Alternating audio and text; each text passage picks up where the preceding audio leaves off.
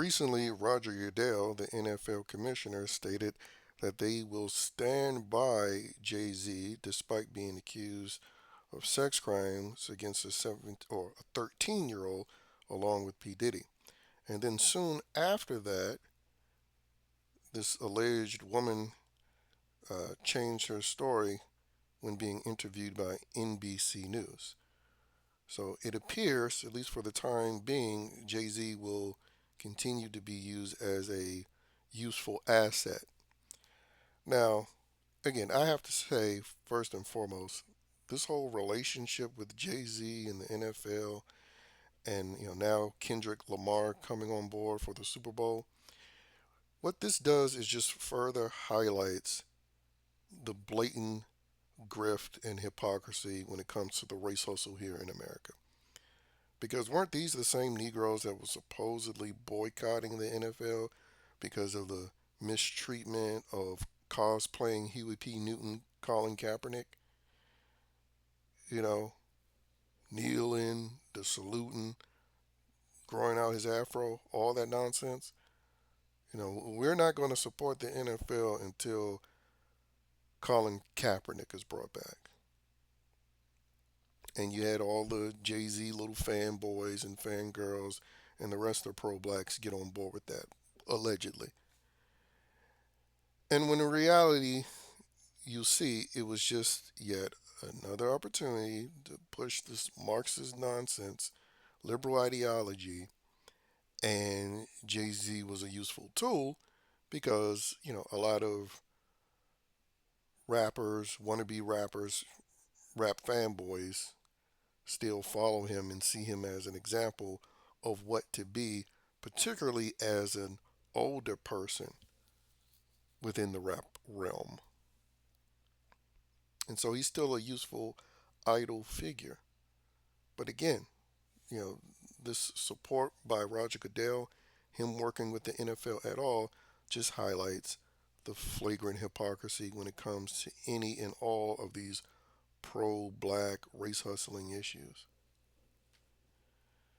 And you could see it coming from a mile away. This was just another vehicle for him and those like him to play activists, with the NFL involved in a sort of temporary villainous role, which was just all WWE from the beginning. Because again, it's not like the people that are involved with these mainstream sports organizations, it's not like there aren't Marxists themselves.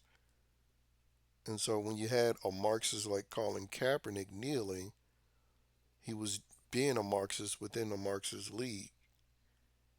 And quite frankly, his ousting from the NFL had more to do with his talent, but also, or lack thereof, but also you could see it easily as a play. I mean, he wasn't going to have much of a career, and so why not make millions of dollars in playing a victim in a league that was participating in this victimhood narrative? Now, when it comes to this woman changing her story, well, you know how I feel about a lot of these female accusations, or I mean, a lot of these accusations coming from females. I mean, I feel like they're full of it most of the time. But when it comes to these entertainers, and especially ones whose career is built off of bragging about how much of a criminal they are and how they're constantly getting away with it and are able to express that in rap song, yeah, when it comes to people like that, no, I don't have any sympathy for them when they get accused, guilty or not. Because what they are guilty of, without a doubt, is advocating for criminal activity and romanticizing crime and criminals, which has had a direct effect negatively in how policing is done, and quite frankly, in how a lot of people behave. Because again, you can see it walking the streets, the way people walk, the way people dress, particularly within the community, all identifying in one way or another with hip hop and rap. And again, it has not been a positive influence on so-called black folks. Negroes have already had their problems, and I can acknowledge that even before rap.